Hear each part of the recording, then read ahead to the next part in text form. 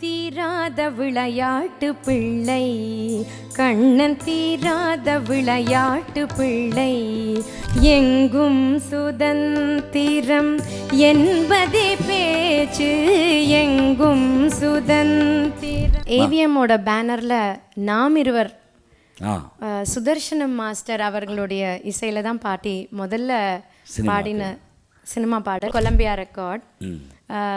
இது வரைக்கும் நான் அதை முழுசாக கேட்டதே இல்லை.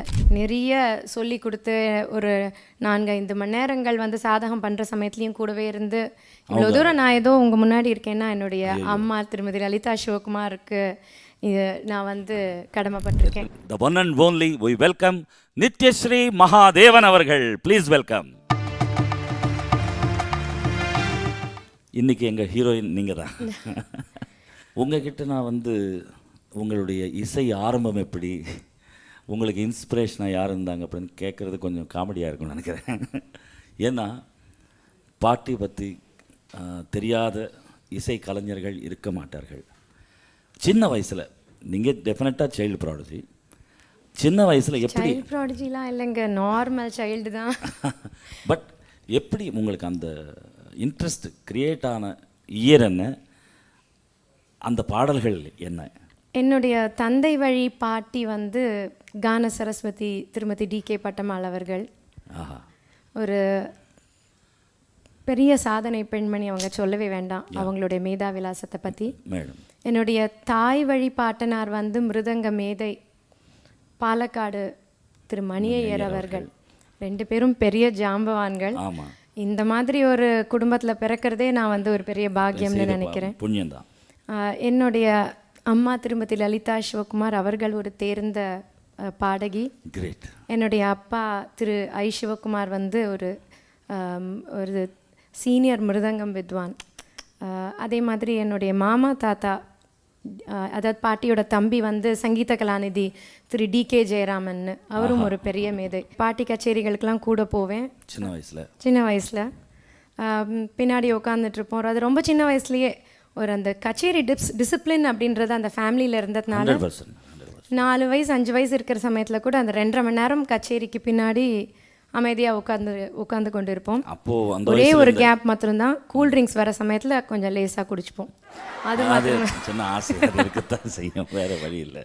அதே மாதிரி எங்கள் பாட்டியார் என்ன பண்ணுவாங்க, குரலுக்கு கொஞ்சம் இதமாக இருக்கும்னு சொல்லிட்டு சின்ன ஒரு டப்பா இருக்கும், அதில் வந்து இந்த ஸ்ட்ராங் பெப்பர்மெண்ட்லாம் வந்து வசதியாக உடச்சி 4 பீஸாக வந்து வச்சுருப்பாங்க. எப்பாவது ஒரு ராக ஆலப்பனை முடிஞ்சால் அது ஒன்று போட்டுப்பாங்க, ஒரு ரெஸ்ட்டாக இருக்கும்னு சொல்லிட்டோம். ஆனால் நாங்கள் ஒரு 3ஆவது பாட்டு 4ஆவது பாட்டுலேயே அதெல்லாம் ஓவர் ஆகிடும், காலி பண்ணிடுவோம்.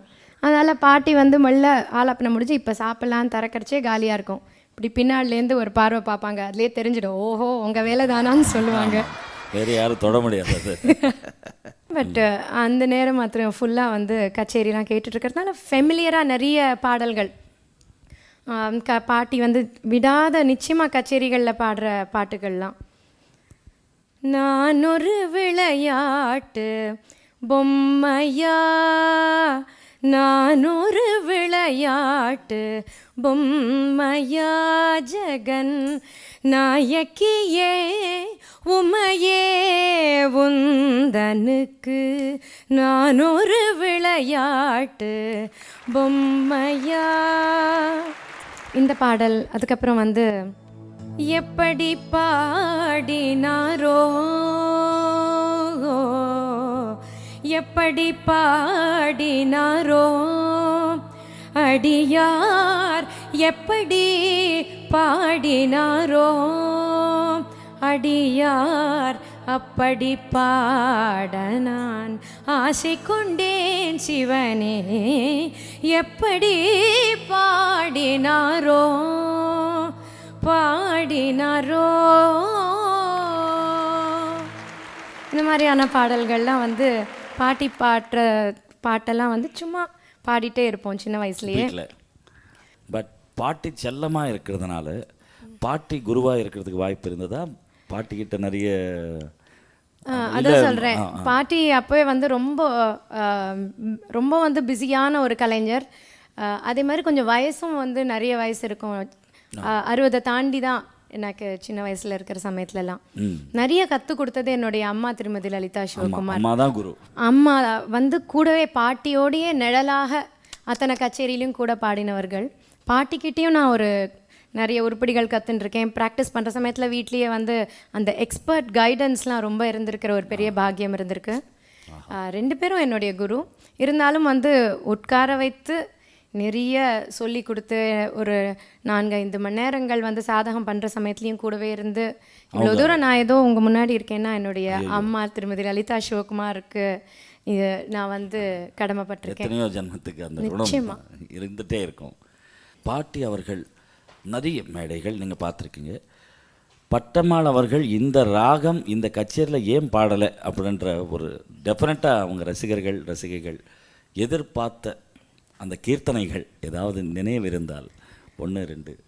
இலவு காத்த கிளி போல் என் வாழ்க்கை நீராசை ஆனதே. எம்எல்வி அம்மாவோட ஒரு சாங் இது நினைவு வந்தது. பாட்டி பாடுறதுல வந்து ஒரு ரெக்கார்டு வந்து எண்ணம். இந்த பாடல் வந்து அவங்க குரல்ல ரொம்ப சிறப்பாக இருக்கும். அந்த பாடல் எனக்கு ரொம்ப பிடிச்ச பாடல். ஆனால் என்னன்னா அந்த ஒரு ரெக்கார்டு அவங்க கொடுத்துருப்பாங்க சின்ன வயசில், இந்த கொலம்பியா ரெக்கார்ட். இது வரைக்கும் நான் அதை முழுசாக கேட்டதே இல்லை. ரொம்ப மூவ் ஆகிடும் எனக்கு. அந்த அனுப்பலவிக்கு மேலே வந்து சரி இதுக்கு மேலே ரொம்ப எனக்கு மனசு மூவ் ஆகுதுன்னு சொல்லிட்டு கேட்கவே மாட்டேன். அப்படி ஒரு மூவிங் சாங் இது. பாட்டியோட பாடல் மணிரங்கு மாமவ பட்டாபிராமான்ற பாட்டு அவங்களுக்குன்னே வந்திருக்கிறது. அந்த பாட்டு நிச்சயம் கச்சேரி இருக்கும். அவங்க குரலில் ஹரிகாம்போதி, பைரவி ராகம், இந்த மாதிரி. யாரோ இவர் யாரோ என்ன பேரோ அறியேனே, யாரோ இவர் யாரோ என்ன பேரோ அறியேனே, யாரோ இவர் யாரோ என்ன பேரோ. காருலாவும் சீருலாவும் மிதிலையில், காருலாவும் சீருலாவும் மிதிலையில், காருலாவும் சீருலாவும் மிதிலையில், கன்னிமாடம் தன்னில் முன்னே நின்றவர் யாரோ. ரொம்ப அழகான பாடல்கள். இதெல்லாம் வந்து சொல்லிக்கொண்டே போகலாம். அவர்கள் பட்டம்மாள் அவர்கள் திரைப்படத்துக்கு முதலாக அந்த வாய்ப்பை பயன்படுத்திக்கிட்ட இசையமைப்பாளர்கள் யார்? ஏவிஎம்மோட பேனரில் நாம் இருவர் சுதர்ஷனம் மாஸ்டர் அவர்களுடைய இசையில தான் பாட்டி முதல்ல பாடின சினிமா பாடல். பிரபலமாக இருந்த காலத்தில் டைம் ஒதுக்கி சுப்பிரமணிய பாரதியாருடைய பாடல்கள் தான் அதிகமாக அவர்கள் பாடிய பாடல்கள். ஆடுவோமே பள்ளு பாடுவோமே, ஆனந்த சுதந்திரம் அடைந்து விட்டோம் என்று ஆடுவோமே பள்ளு பாடுவோமே, ஆனந்த சுதந்திரம் அடைந்து விட்டோம் என்று ஆடுவோமே.